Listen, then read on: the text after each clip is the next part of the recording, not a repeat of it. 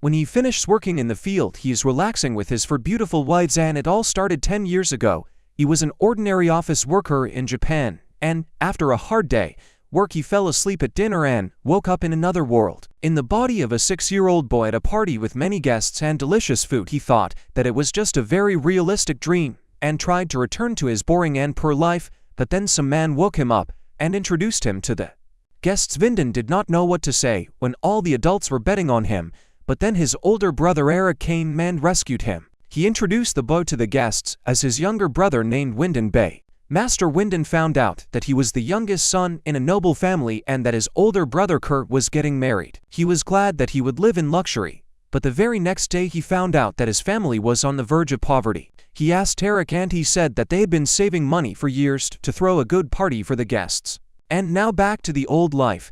Another shocking news awaited Wendo when he found out that his father has problems with potency and that he has 7 older brothers, including 2 half-brothers. I was shocked when I found out that he is the 8th son of a poor nobleman, and because of this he has chronic depression because even slaves in the corporation earn more. One day he found out that Eric and his 2 brothers were leaving home because his older brother Kurt inherited everything after the wedding, so the rest would have to give up the nobility and find work. Wells did not believe it, but the brothers told him that when he grows up, he will also have to become independent. Wells decided to find a way to change his life, and one day, he found a crystal ball and instructions for it in the library. He found out that the ball can determine magical abilities and thought that it was a joke. Only one person in 1,000 could use magic, and Wells decided to try his luck. He sat down and took a few deep breaths before trying to use the ball. At first nothing happened, but when he was about to give up, the ball turned into a flag of pride. He was shocked when he realized that he was a wizard and decided to find a teacher. He tried to find books on magic, but to no avail, and when his father came to the library, Wells asked if they had books of spells,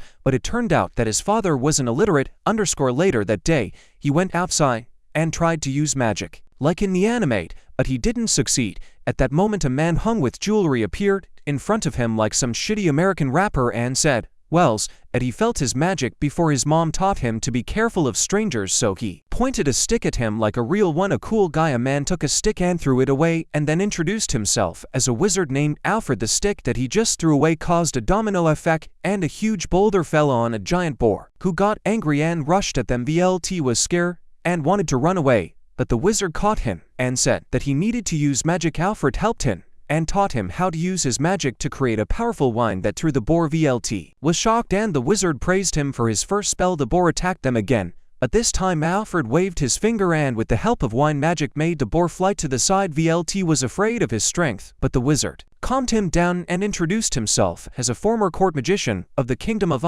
He told the boy in surprise that he had the potential to surpass even his own magical abilities, and VLT could not believe it. They sat down in the forest to drink tea, and VLT watched in surprise as the lifeless boar mysteriously disappears in the wizard's small bag. Alfred said that he wanted to pass on his magical knowledge to the Velt, and the boy agreed to become his apprentice. That was all he needed to hear, and he agreed to become the wizard's apprentice. Alfred warns him that magic must be kept secret, otherwise he might get into trouble. He explains that this could cause a disagreement between him and his older brother because people will want Mac Wells to become the next lord. He agrees with this proposal, and the next morning his training begins. First, Alfred wants to measure his magical potential, comparing him to his, so he holds out his hands to him, and they present their magic. Alfred is impressed by how quickly Wells learns everything and says that he has a large reserve of magic even compared to him. In the following days, Wells diligently studies mid-level magic, experimenting with fire attacks on the chests of stones. Alfred seems pleased with his progress and praises him, noting that most people take months to reach this level.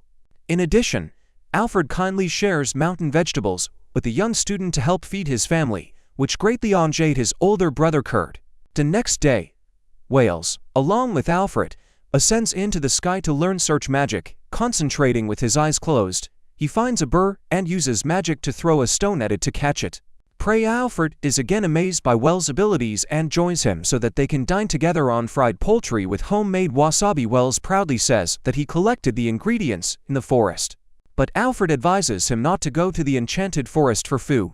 He warns him that there are monsters there that can kill him. A few days later, Wells learns water magic and says that Kurt is watching him. Alf thinks that Wells may have doubts about becoming a magician and is afraid that he may lose his position. Wells states that he has no interest in becoming a lawyer, while his teacher suggests him to become an adventurer. Wall immediately gets excited about the idea and even imagines his future full adventure, while Alfred secretly fights the curse with all his might, trying not to let him kill himself. Later that day, Wall tells his family that he wants to become an adventurer, but his father doesn't have the money to send him to the Adventure Academy. And next day, Wall tells Alfred that he wants to create a fan club to pay for its studies, but Alfred invites him to join the trade guild instead of being an online booking impression. When he takes him into the sky and shows him the huge world that awaits him later that night, Alfred realizes that his proc is getting stronger and he doesn't have much time left. The next day he decides to say goodbye to his students, saying that he no longer needs to learn from him. This news stuns all and he falls to the ground, unable to concentrate on learning the magic of flight. He doesn't want to leave so quickly to his teachers and asks him to stay with him. Alfred claims that he taught him everything he knew and categorically refuses to fulfill his request. That evening he could only think about his teacher at the dinner table, and then his father told him that in the forest they saw a smart zombie named the Whispering Dead. The Whispering Dead look like people and speak perfectly, so they are difficult to distinguish from ordinary people, and the only thing that gives them away is their cold body,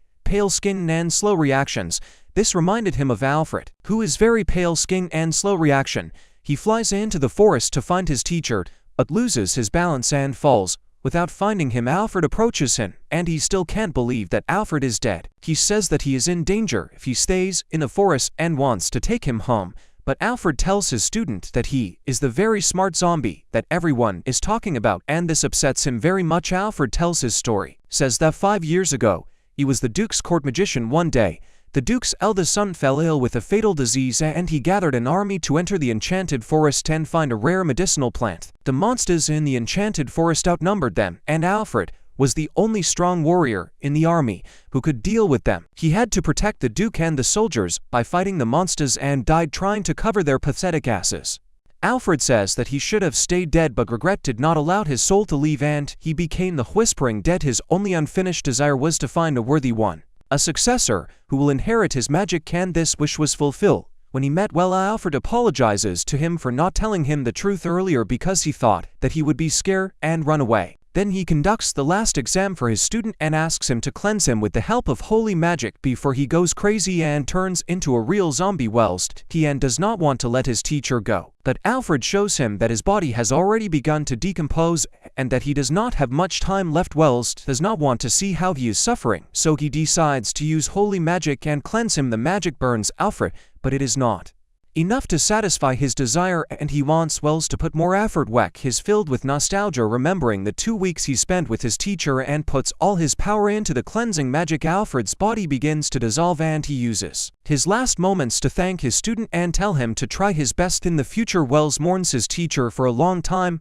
but then wipes it off tears and vows to live up to his expectations. He diligently practices magic and does not notice how quickly 7 years fly by and he turns 12. Finally, he is ready to leave his poor home and family and goes to the Adventurers Academy to start a new life. He enters the academy and ends up in a class for fellows, where many promising newcomers all introduce themselves, and to girls Louise and Susan find themselves in the spotlight because they are from the families of famous martial artists serving the Duke. When school begins, he realizes that his communication skills have deteriorated due to the fact that he lived in the village for many years, and he feels awkward when it seems that no one cares about him, and he thinks that it will be difficult for him to make friends here. The lesson begins and the teacher hands out forms for everyone to register for the party because this is how their training begins, and Well understands that no one will want to invite a hillbilly like him. However, he does not know that everyone overestimates him, considering him the only magician in the class with the highest level of skill. During lunch break to rich girls, and Susan is discussing with her best friend Erwin how to invite all to a party because he can easily carry them. They claim that they are the strongest in the class because they can use magic to strengthen their body and think that they are the best suited for a party with all. Other groups also want to invite you, but no one dares to approach him because they think he is cool and will not talk to those below his level. In the next lesson, a teacher says that students who want to earn money should try hunting because it brings in the most money. He advises they hunt in groups because alone it can be dangerous, and Wall Snow feels hopeless because he is sure that no one will want to invite him. Rich kids are afraid to approach him because Erwin is a crazy idiot who thinks Walls is keeping his distance to size. Dem all up, Louise agrees with him till they decide to take first place in the hunting tournament to show that they are worthy to join his party. They hunt more than anyone in their class and think that they have a good chance of joining Wells. When he brings a bunch of killed monsters in the Merchant Guild, they are simply speechless. One of the most pessimistic students says that Wales is from another league and trying to be with him is useless. Everyone believes his words and leaves the room, leaving the hope of joining Wales, who plans to treat his classmates to dinner with his prize money. As soon as he receives the bag of loot, he turns around to call his classmates, but the room is empty like my messages. The rich kids are upset about the humiliating defeat, and they don't want to give up parties with Welsam because he is their ticket to a successful future. They want to get more prey than him so that he will notice them, and for this they go to a forbidden part of the forest. They realize their mistake when they are surrounded by a pack of wolves, and despite all their efforts, rich children cannot cope with so many monsters. One of the wolves suddenly attacks Louise, and Erwin shields her, but he himself is wounded. Seeing that their formation is disintegrating, all the wolves rush at them to deliver a combined blow, but fortunately Wells was also nearby and felt that his classmates were using his tracking skills. He appears at the right moment and destroys all the wolves with stone pillars. Meanwhile, Yu saves the Trinity and takes them to the hospital, where they apologize for being a burden to him and say that everyone considered him unattainable for them. Finally, he finds out that they aim to hide him and put themselves in danger just for him to notice them, that they declare that have realized their place and are no longer worthy of being his teammates.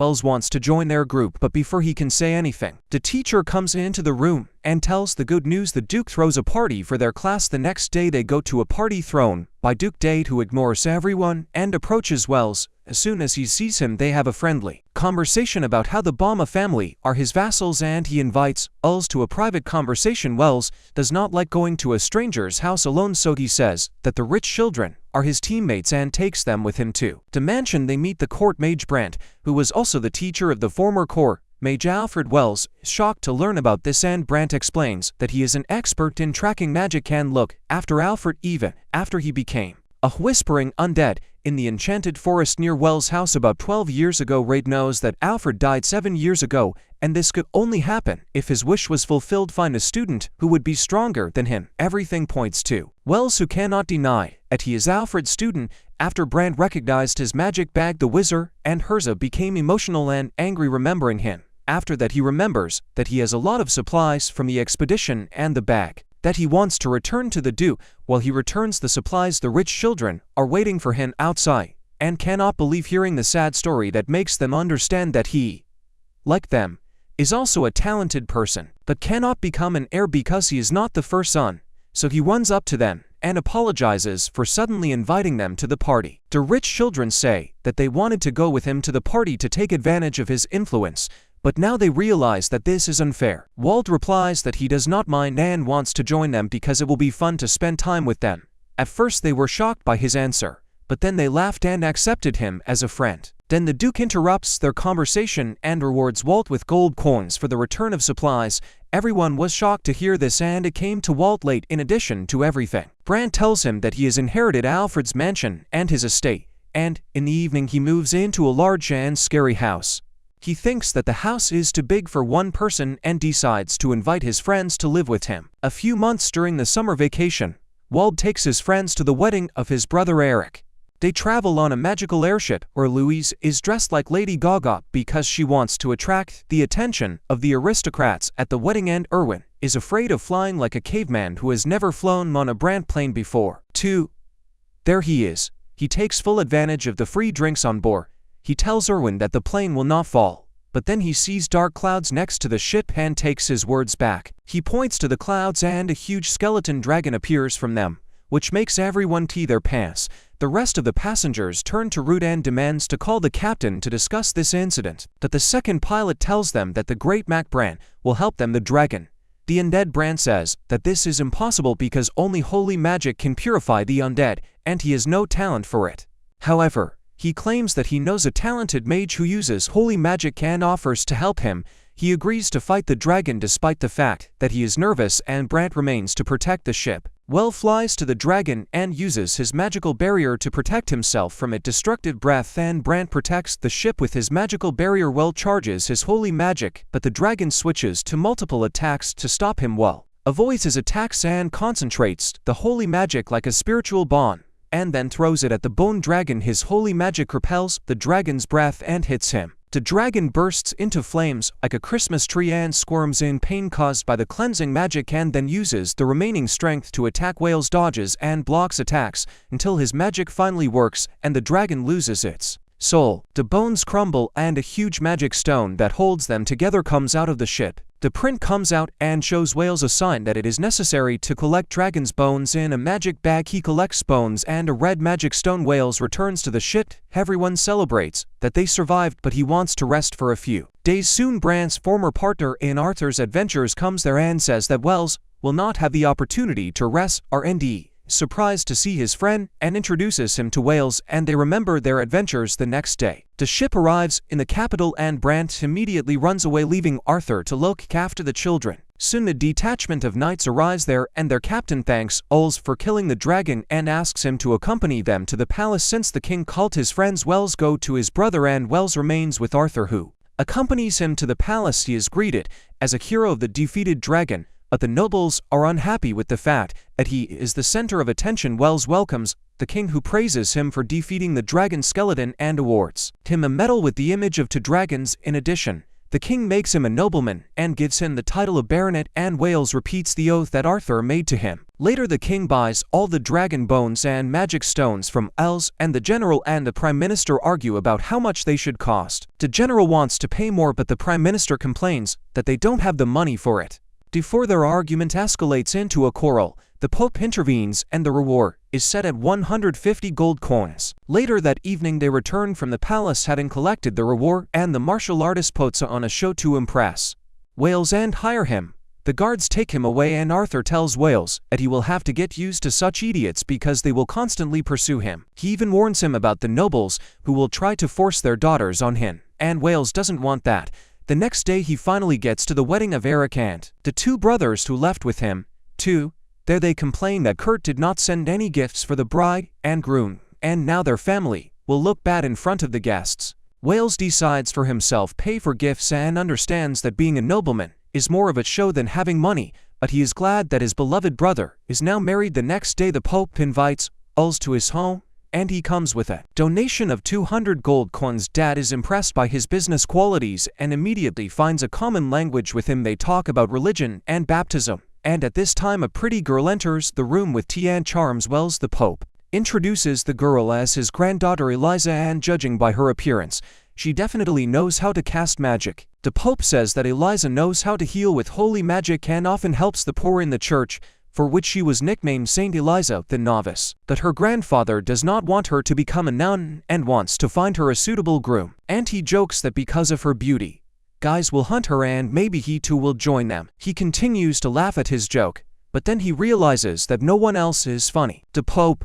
however, takes his word seriously and says that he accepts him as the groom of his granddaughter. Will is speechless because he realized that he got engaged to Eliza a minute after meeting, and now there is no turning back. When he returns home, his friends dress up as clowns after hearing that he went to be baptized then came back engaged. They also think that Eliza is a great wife and will finds out that in this world there is no concept of romantic marriages, and he is lucky that he at least saw the girl before everything was decided. Then his new daughter-in-law finished his makeup, and Will goes outside dressed like an overweight underscore so that people don't recognize him as a rich aristocrat. Erwin goes with him and constantly teases his friend about his future wife, and Will wonders what Eliza really thinks about him. Later, they go to the market where the fanatic spearman recognizes Will due to his abilities about showing off his skills with a spear, and everyone tries to attract Will's attention and become his servants. He teleports home and takes off his clown costume, and Erwin and Eric tell him that he needs to hire a servant who will drive away all the unwanted candidates. Erwin offers to hire him, and Wales likes this idea, so he immediately hires his friend as a servant who can't believe what happened. Wales doesn't care anyway, and he goes straight to his fiancée, but is teleported outside her grandfather's window. He falls and lies there until old dad goes to his office, But soon Eliza finds him and takes him to the roof to talk in private. He nervously asks how she feels about their engagement, and Alice replies that she is happy to become the wife of the Dragon Slayer hero. That's enough for Wells, and he spends time with his admirers at home. Erwin has become arrogant because he is the only one who has a job in his squad, and he bosses Louise and Susan around, saying that he will ask you Elsa hire them as his subordinates. The girls don't want to live under his command and want to become his wives at this moment. They see that Eric is flirting with his wife, and Louise invites them to become Wells' wives too. And if he can't have more than one wife, then they will be his mistresses. Susan doesn't mind either, and the girls begin to dream of a wonderful future in which they don't have to work after marriage. They return when Louise tries to seduce him by dancing ridiculously in the style of Fortnite, but he gets annoyed and leaves. She doesn't give up and gets ready for the evening, but Susan is shy and can't keep up with her. Wells is standing under their window, and you can hear their awkward conversation when the butler invites him to dinner with the Pope. The next evening he goes to the Pope's mansion and has dinner with him alone, but they are both embarrassed and don't know what to talk about. Wells wants to leave right after dinner, but the butler invites him to take the girl to shopping on the first date. He means going for an engagement ring, and Wells ends up in an overpriced jewelry store. Alice tells him that he doesn't need to spend so much money on her, but the simple ring attracts Wells's attention, and he decides to give it to his fiancée.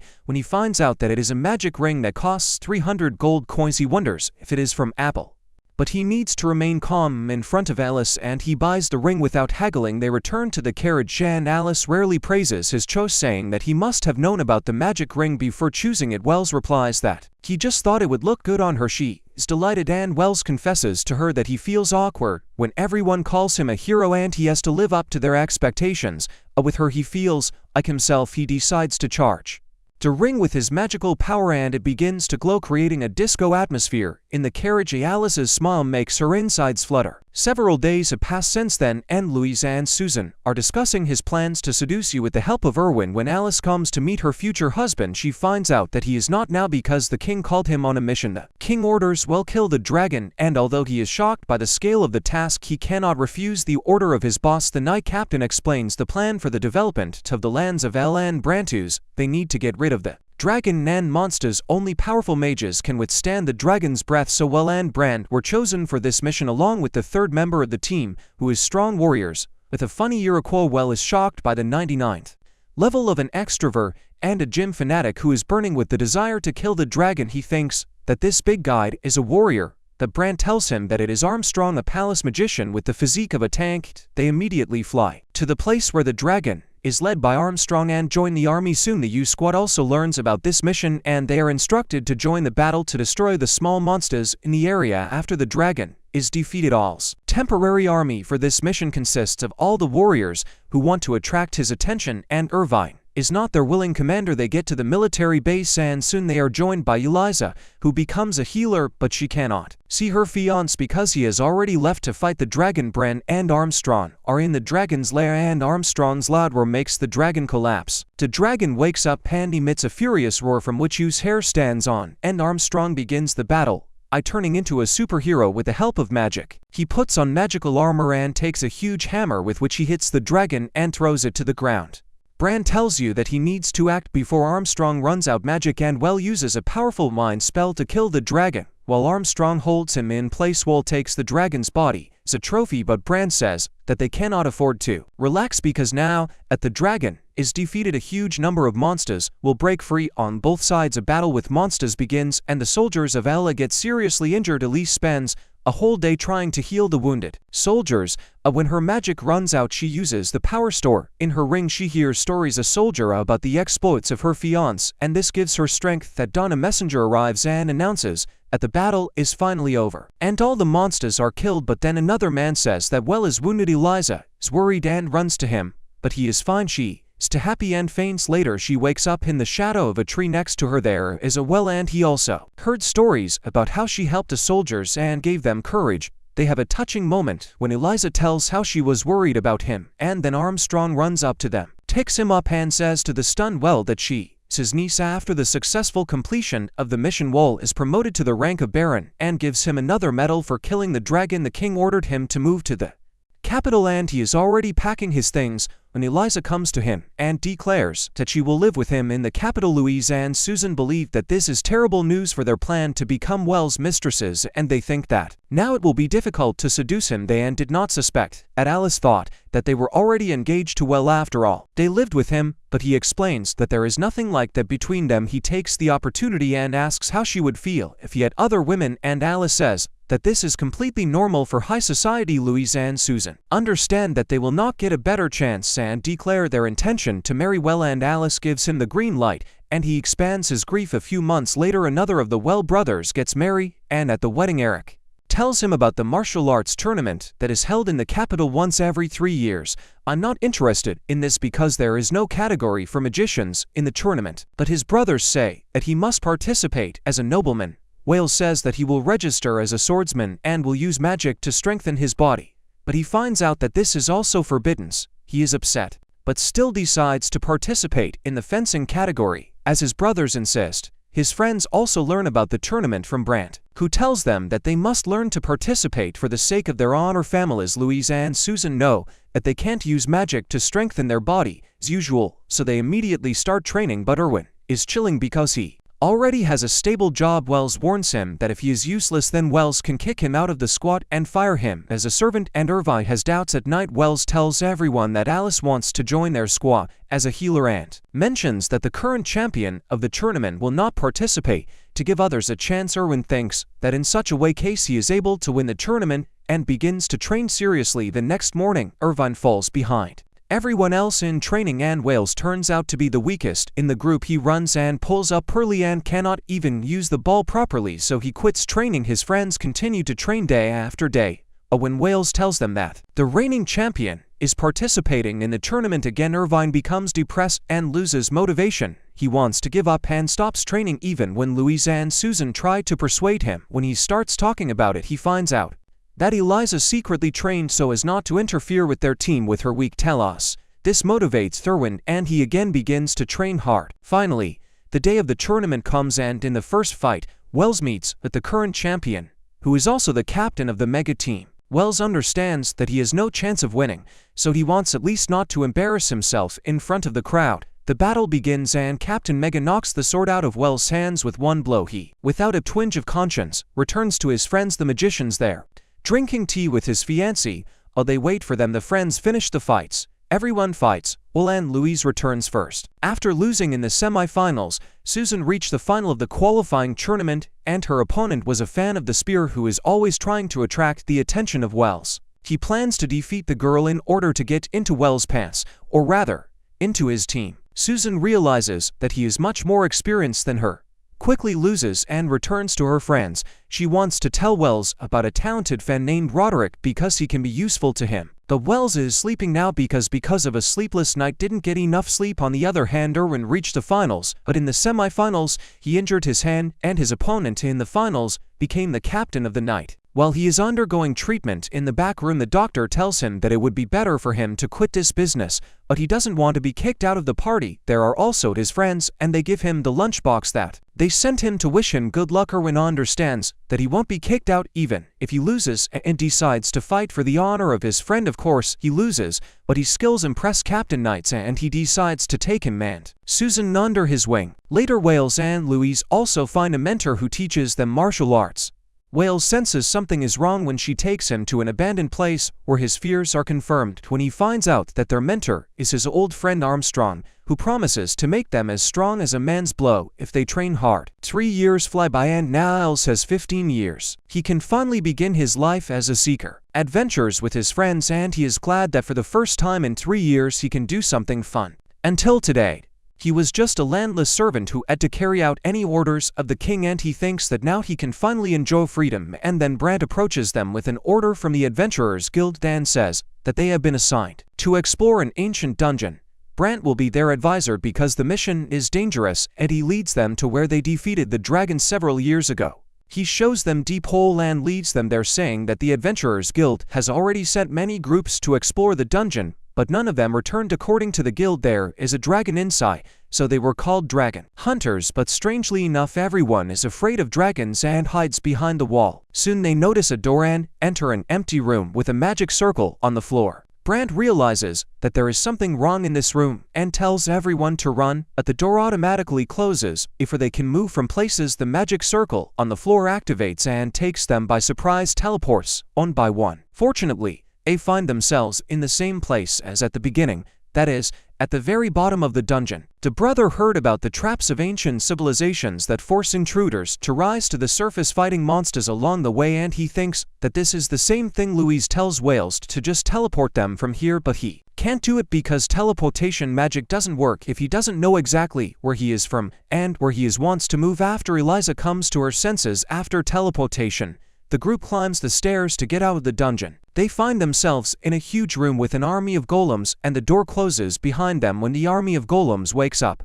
Well wants to blow them all up, but his friends stop him and say that they need to save their strength for the battle with the boss. They decide to show what they have learned and easily deal with the golems.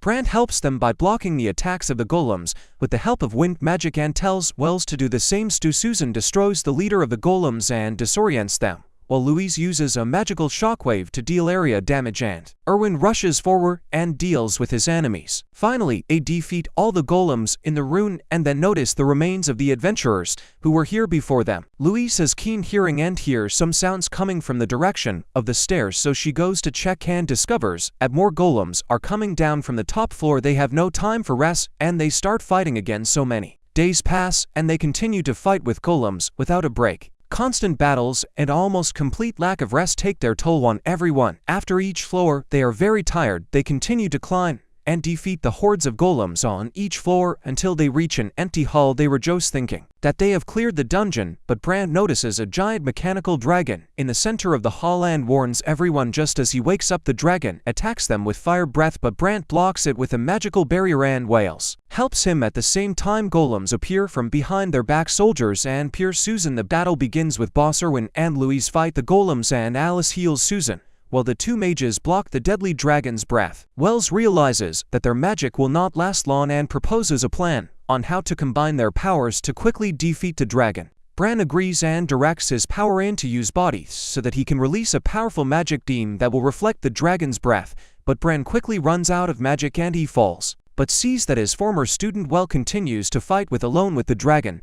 Soon Olo also begins to lose strength, and when he is ready to lose, Alice runs up to him and says rather that she is now using special magic on him. She unexpectedly kisses him and restores his strength and magic, but at the same time loses all his energy and faints. Ul holds her in his arms, but then realizes that he is charged with the power of love and his magic beam defeats the breath of the dragon, hitting him in the head and destroying his system. Turning it off when the boss is defeated, soldiers the golems also stop moving and Well falls exhausted without having time to celebrate his victory with his friends. His friends take him and Alice to the restroom, and the girls say that Alice didn't have to kiss Wald to cure him. She just wanted to kiss him in case they died. Soon Erwin comes to take Louise and Susan to something interesting, and despite the fatigue they go with him. Well wakes up from the nose and helps his bride up, and they go to Brantus that the great Mac ancient civilization created this dungeon as a test to find a worthy heir to his legacy. He doesn't understand what could be so valuable to arrange such a difficult test,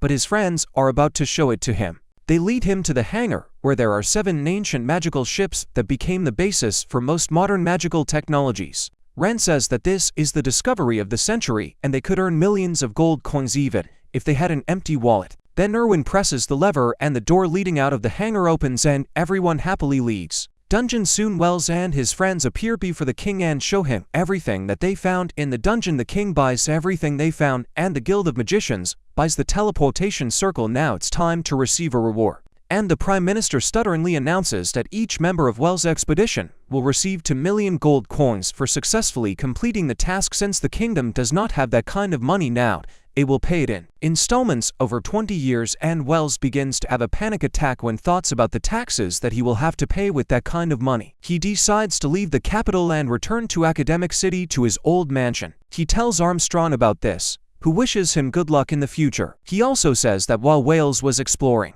the dungeon, people were talking about this for the first time, and asks why anyone needs this. Armstrong says that he suffers from success because he got rich too quickly and now people are jealous of him. Wales's friends agree with him, saying that most people are jealous of them because they are members of the Dragon Slayer squad and they are afraid that it will become even more stressful because of the reward they receive. None of them want the extra hassle of money, so Susan takes out the rule book of the Adventurers Guild and says that they can redistribute the reward received for completing the mission. Louise and Erwin also agree with her and they plan to give their share to Well, asking him to return the money to them in the form of salary and gifts. Susan asks the lacemaker what she plans to do with her reward and she says that everything she owns belongs to her future husband. Just like that, well, now he has 10 million gold coins and he thinks that now even more people will envy him. News about Well's safe return reached the rooker of the nobleman who started these rumors. He thinks that even though the boy returned from the dungeon, his enemies are now united and can harm him in more direct ways. A few days later, Well was enjoying tea with his friends when he noticed someone outside the window. He is afraid that he might be hunted by a thief or a murderer, so he decides to hire a guard to protect his mansion when he moves to Academy City. His friends also like this idea and say that the guard must be strong, dedicated to his job, and good at managing things, and there is only one person that comes to their mind with such qualities. Susan tells Ole that he should hire the spear fanatic Roderick can, even though he is shocked. Ole decides to see if he still wants to work with him. After years of being in the friend zone, he invites Roderick to his home and asks if he would like to become his servant. Roderick begins to cry because he did not expect this date to come. The stalker still wandering around the house and everyone notices how she is drooling when he sees them eating cake. Louise and for Rick's sake they try to catch her and Irvine covers Well's face to protect him, but the girl is too fast and runs away. For Rick's sake he says that she was most likely sent by the same people who spread rumors about Well's death and asks for permission to investigate this case. He also advises him to immediately leave the capital for his own safety. But Well still has business here. The next day he goes to the Research Laboratory Guild of Magicians with his team because he heard that they remade the magic circle of teleportation that he found in the dungeon into a device that can summon anything the user wants. Erwin says that this machine is the dream of an underwear thief and Louise and Susan beat him. Wells ignores them, indignantly gets up in the magic circle to check it and imagines that he wants to call the magic circle, starts working and causes what he imagined, and it turns out to be the underwear of one of the assistants in the laboratory. She slaps Wales and takes away his curls, embarrassed that he chose someone else and not them, but he accuses Erwin of being corrupted. Wales makes an attempt and his girls grab their clothes just in case. This time he succeeds and he summons what he wanted and takes it out of the laboratory on cars. There was also this bastard and she smelled something edible in the carriage before he teleported his group back home. She follow him to his house where he threw a party for everyone who helped him before leaving the capital. The guests enjoy food and drinks and Wales served his last dish of tuna. Iso sauce and said that he caught the fish with the help of a magical instrument. The guests doubted that they would eat raw fish, but Wales insisted that they try and found it delicious. When the guests enjoyed the fish, the pursuer's mouth began to water and he could hardly restrain himself at that moment. For the sake of Rick returned from the task and told Wales, but the Rucker was rumored to be the Prime Minister's brother. For Rick's sake, Rick believes that Rucker wants to take his older brother's place and become Prime Minister, and he tried to do this by hurting people close to the Prime Minister. Even sent a message to Well's family to inform them of his supposed death and wants Kurt's children to inherit his title and property so that they will be in his debt forever. Wells wanted to do something with this scoundrel, but Roderick had already dealt with him by spreading false rumors that Rucker was trying to kill Wells in the dungeon, and now the king was going to interrogate him. Wells said that this was too much, but for Rick's sake he answered that he had personal reasons to deal with him. Rooker, Roderick's illegitimate father, who refused to recognize him and his mother when she became pregnant. Roderick knew that his father was real though he decided to start with him, and his guests were right. While they were discussing their family problems, Eliza comes with tuna for Roderick and Will can no longer contain his hunger. She knocks loudly on the door and that's it. They are preparing to fight back the intruder, but when she bursts into the house, knocking down the door, everyone is too surprised to do anything. She aggressively heads towards Elle and when Irva tries to stop her, she knocks him down. She runs back to Elle and he flinches, afraid that she wants to kill him, but the girl just takes the tuna and starts eating it. At that moment the general comes in and apologizes for the rude behavior of his daughter, introducing her as well. She says that for the last few days she has been watching him to see if he can feed her and he passed her test. Woman, well, why is she constantly hungry? Bran says that the girl has hero syndrome That is, there is always magic in her body that gives her incredible strength, but at the same time burns a huge amount of calories woman say and easily tears apart in half. That's why she needs to eat constantly, and the general thinks that Wall can pay her expenses if he takes her as a bodyguard or wife. This is more unexpected than his engagement to Eliza, and Wall says that he is going to live like a regular adventurer and hunt small animals. He says that he does not need such a strong bodyguard, but the general says that he is not going to live like a regular adventurer. He heard from his informants that the Duke of Medlis is going to send him to hunt monsters in his territory and will be a great addition to his squad. The Duke is surprised by his intelligence network and then Will tells him about his plans. On the other hand, the messenger Rucker sent to Will's home to report his death reached Kurt and his wife Emily. They were shocked to learn about Will's death, and the letter said that Rucker wants Kurt's children to inherit Will's title and property and join his faction. This news was a pleasant surprise for Kurt, and he begins to laugh when he hears about it.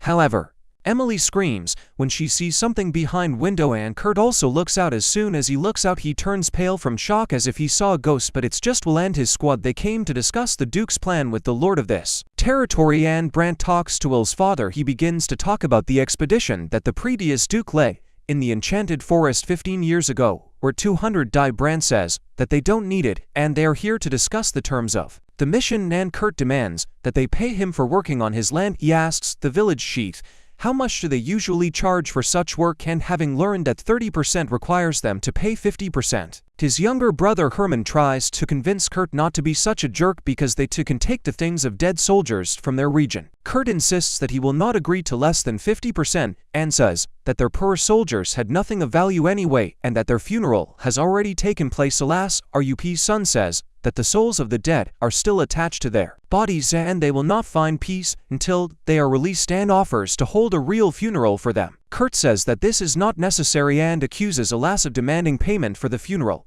Erwin, who had been holding back until then, listening to the nonsense that Kurt was spouting, he finally can't stand it and asks if all his servants are such rude people, and can barely restrain himself from breaking his brother's neck. He is also tired of Kurt's interference, and he turns to his father, who is the real lord here, and asks him about the negotiations. Kurt is furious that he is pushed aside and breaks down again, and this time Louise and Suze tell him to watch his toe when talking to the Baron. This makes him even more angry, and he thinks that his brother is like the toxic clients from his past life. Later, Hormone and his wife Marlene invited Wells to dinner. They said that after Kurt became famous as the hero who defeated the dragon, he went crazy. Since then he became paranoid and thinks that Wells wants to steal all his lands. They enjoy dinner, but when the Hormone suggests Brantus and eats only the nuts that he brought with him. Later, Marlene asks Els to return the things of her grandfather, who was also on the expedition, and he promises to do everything possible. She thanks him and says that he should become the next lord instead of that idiot Kurt, and she doesn't care what others think. Wales understands that this is a power struggle about which his owner warned him, and wants to leave as soon as he finishes work. The next day, he goes to the Enchanted Forest to tease the undead by throwing insults at them. Eliza asks if such stupid insults will help, and Brant assures her that even though zombies are idiots, they still understand when the sky teases them. Soon it gets dark and zombies appear from all sides. Eliza takes out a cloth with a magic circle drawn on it and, together with Wells, pours her magic into it to create a barrier of purification. They make it as wide as they can, and as soon as the zombies touch the barrier, they disappear, leaving behind only the armor. Ern complains that they are not doing anything, and Brant orders the others to take the armor because now this is their only task. Soon the former leader of the Annette army himself comes there. The Duke and him are also easy to clear, but he asks if they are finished with everyone but Wilman, and they are waiting for him. Suddenly from the sky he is attacked by a zombie wyvern, and Louis saves Erwin and Wilman with a monster. She attacks him with her huge axe and cuts off his head, and after beheading the monster is cleansed. After the wyvern, they are attacked by boar zombies, and some of them resist the magic of cleansing and penetrate the barrier. So Wes's squad has what to do. They defeat the monster and are clear after his death, and after a while all the zombies are finished.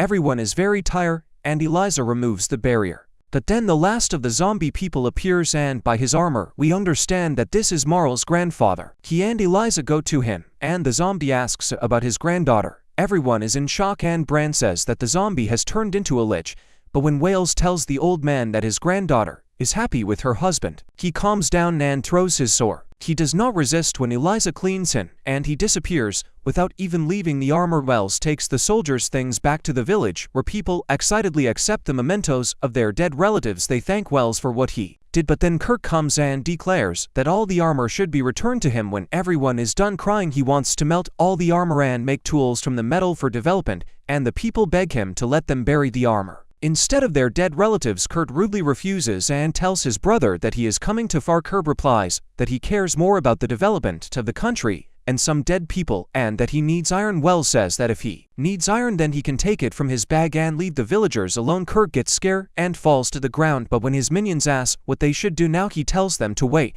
until Wells leaves the village. Wells returns to the capital the next day and gives the armor to Amadeus, who says that he will return their 7 dead soldiers, but it will take time. Wells is ordered to stay in his village. Wells doesn't want to stay there but is forced to obey orders, and even Brand tells him that he should enjoy being in his childhood home. He teleports home when the village chief is surprised to see him again, and then invites him to tomorrow's funeral. At the funeral, Alice prays for the dead soldiers because she is a famous priest. The villagers are grateful to her, but they are furious that Kurt didn't come to pay his respects. Later, the villagers throw a party where everyone is having fun, and Brand is all still refuses to drink and continues to not. Soon Kurt's wife family and their children come to the funeral to pray and say hello to his daughter-in-law. His nephews are very happy to meet him because they have heard stories about the dragon slayer uncle and want to know how he did it. Wells' friends decide to act out a skit to entertain the children, where Erwin plays the bone dragon, Louise Brand and Susan the main role. After the performance, Ol treats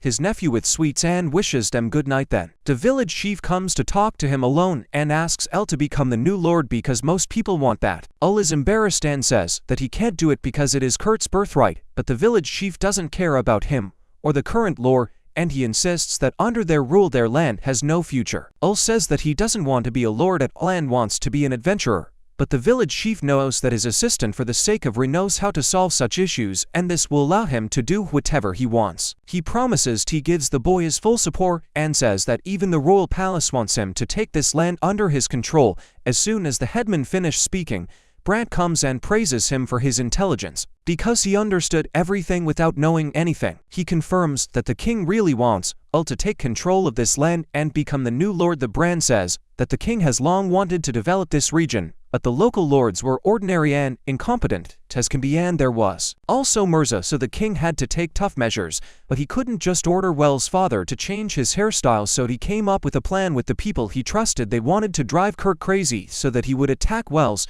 but then he would be captured and arrested. The current lord would take over responsibility for disturbing Wells' hairstyle and would resign, freeing Wells' path to the title of lord. The duke had to clear the city of the undead. Therefore, this became the perfect cover for the implementation of the real plan. Wells asks Brent why he didn't tell him about this earlier, and B replies that it would have ended the same way anyway, even if he knew. Wells says that this plan could be dangerous, but Brent assures him that he is looking after everyone so that there will be no problems, and even stop drinking for a couple of days to be in better shape. Wells still doubts that he can become a lord, but the Brand says that he has the power, influence and money to develop this region, and there is no one better than him for this role. The next day, Wells tells his friends about the king's plan, and they think that this is a good idea, and they advise Wells to stop tormenting himself and take the order as he usually does. Soon Emily and her sons come to visit, and he, like a cool magician, shows them several tricks by creating water balloons and small rainbows. Wells' friends feel sorry for the innocent children, thinking that once their father is removed from office, it will lose their titles and may even be expelled. At night, Wells and his friends are having dinner with Herman when they hear screams outside and see a group of disgruntled villagers who go to the current lord to ask him to appoint Wells as his successor. They are not afraid of punishment because they are already tired of the unfair rule of Kurt. Wells asks them to give him some time, and they are surprised to learn that he will stay here longer because there were rumors that he will leave tomorrow. Brad understands what is behind this. The headman of the village stands and goes to him to warn him that he shouldn't interfere in other people's plans. He says that the headman is doing the right thing, but they don't like it in the palace. When someone acts freely, the headman thanks him for the warning, but he has already decided to do everything possible for his village, and before leaving he tells Bri to be married to Emilia. When the delusion returns to the mansion, he finds Elsa thinking about the fate of Kurt after his removal from office. He thinks that he will be sent into exile, but Delirium says that in the palace they won't allow him to stay alive. Naval is worried because he doesn't want his brother to die, and the next morning he goes to talk to him. He offers Kurt a deal to give him part of the lands when he becomes a lord, and in return he promises to allocate funds for the development of his territory. Wales says that this is a mutually beneficial decision and marks on the map which land he wants. Kurt becomes furious and tears up the map, accusing Wales of trying to take his place by cunning. Wales says that he has no such intentions and warns about growing dissatisfaction. Kurt gets angry and tells him to leave the room immediately. Wales meets Emily and her sons and she wants to talk to him. Wales says that he would like for everyone to have a happy ending, but now he doesn't know how to achieve this. Emily replies that she only cares about the children and she wants them to be safe and happy. That's why she became close to Wales, because her husband has no future. She asks how he feels about becoming a stepfather and he answers that he already has enough women. After meeting Emily, Kurt leaves Wales in doubt, but he finds a unique solution when he plays in May with his friends. Wales tells them that he has decided to become a lord, but will not follow the scenario that was invented. In the palace, he is determined not to lose anyone, and for this he needs the help of friends, and they promise to always be there. The next day, Wales and his friends opened a small shop in the village where mayonnaise and fashionable clothes that could only be found in the capital. People reached out to them because they had much better goods than in local stores, and Kurt's henchmen were furious that their customers were leaving for well. They went to Kurt and asked for help, but he could only be angry because he also couldn't do anything against you, who looked like a wizard. When the henchmen left, Well teleported in front of them, and his friends surrounded them on all sides. The next day, Kurt found out that his supporters were bought by his brother, who bribed them with a trip to the capital land. They agreed and abandoned Kurt. Well went to the capital and told Roderick about his plan to weaken the influence of his brother with the help of his supporters. Then they went to choose a house. Well wanted to give Emily and her two sons a cozy the house when he becomes a lord, and Kurto he was going to send to the church so that he would live away from the palace. But they did not know that Rucker was planning something evil and sent Kurt a gift to meet his brother the wizard. The messenger of Ruck found Kurt alone in the rain. He was thinking about murder because while luring the messenger offered him a gift from the Lord and said that this is a legendary item called the dragon flute that will help him kill the wizard's brother. Kurt wants to know why Rucker gives him such a valuable thing and finds out that he wants to get the right to this land. Seeing that their goals coincide, Kurt accepts the offer and goes to the forest where Ol and him people are already waiting for him. Ol feels that Kurt is looking for him alone, which means he is something that gives him confidence. Ol decides to meet his brother and pretends that they met here by chance. Kurt already knows that his people are hiding in the bushes and calls them. He insults you for no reason and gradually begins to act like crazy, saying that no matter how amazing he is, he can't inherit this land because he is the 8th son. Then Kurt shows them the dragon flute that he received from his hand and threatens to play it if any of them moves. Brad recognizes the dragon flute as a legendary item that can summon an army of dragons, and he is sure that even their group cannot cope with so many dragons at the same time. His friends tell Kurt that he is a fool and if the dragons fly here he will also die,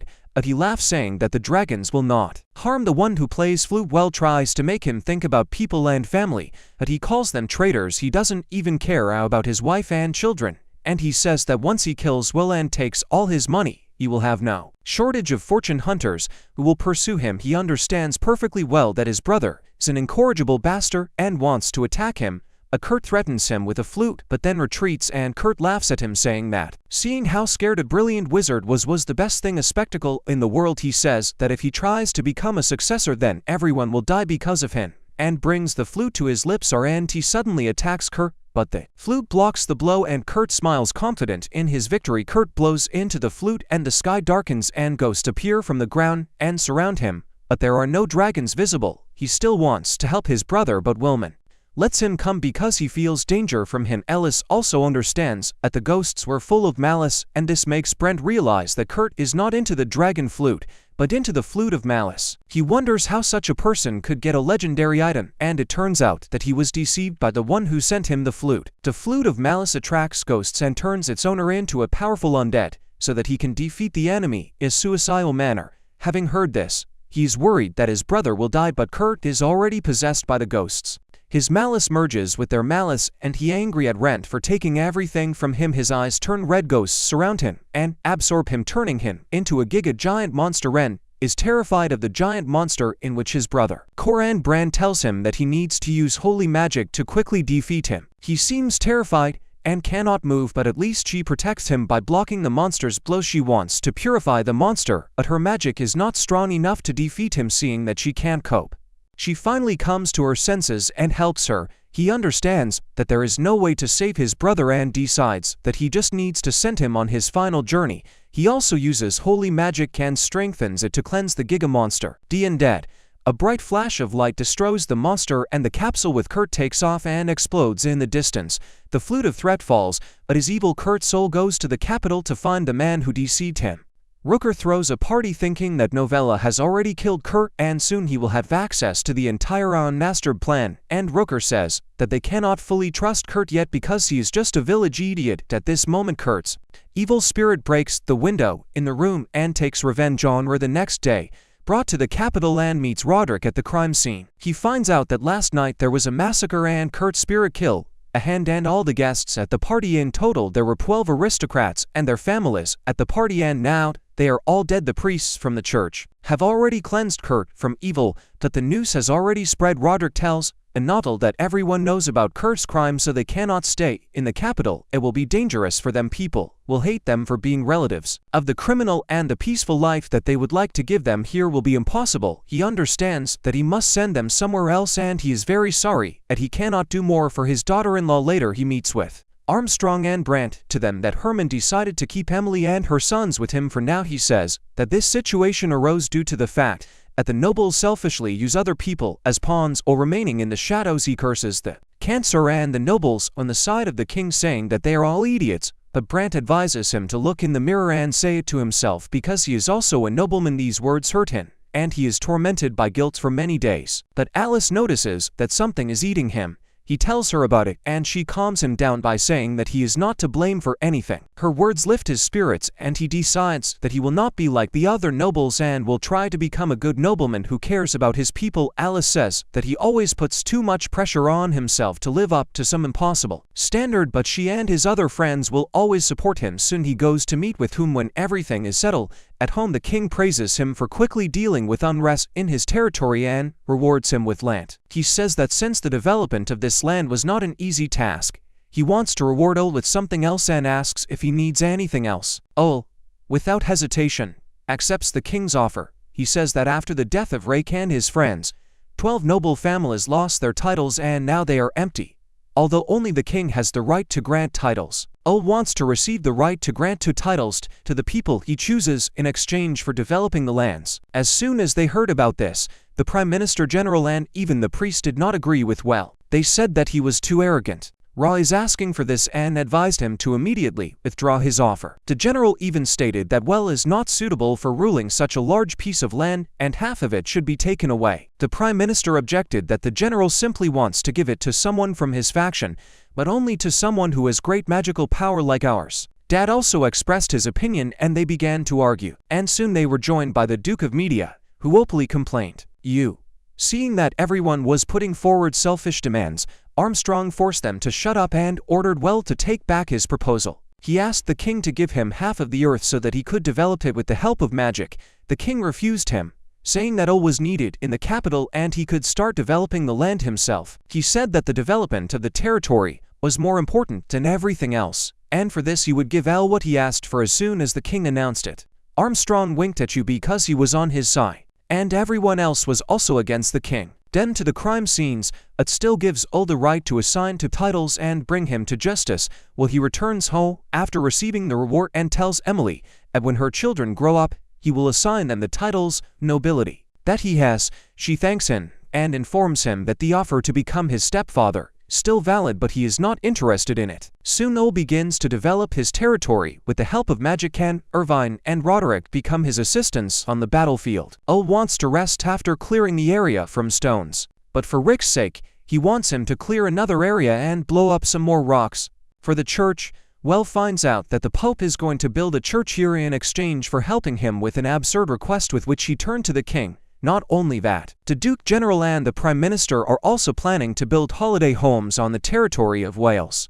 However, Wales is not going to give them this place as he plans to build a soy sauce factory here. Later, Eliza comes to call him for tea, but before Wales can go with her, Louise and Armstrong come with her to take him to his weekly training. Soon Wilma, Susan, and Brant also returns from the forest with a giant banana that they'd found, and Wilma wants Wells to make her banana bread. Susan also asks him to do one errand for her, and for Rich's sake she doesn't want him to go anywhere until he finishes his work. Everyone surrounds him and bombards him with requests, and Walt doesn't know what he should do, so he ignores everything and goes home to have lunch with everyone. This is the same dish that he could not eat in his past life before he came here, and now he finally can enjoy, and thinks that his life as the 8th son of a poor noble was not as bad as he imagined it to be. Like and subscribe for more videos.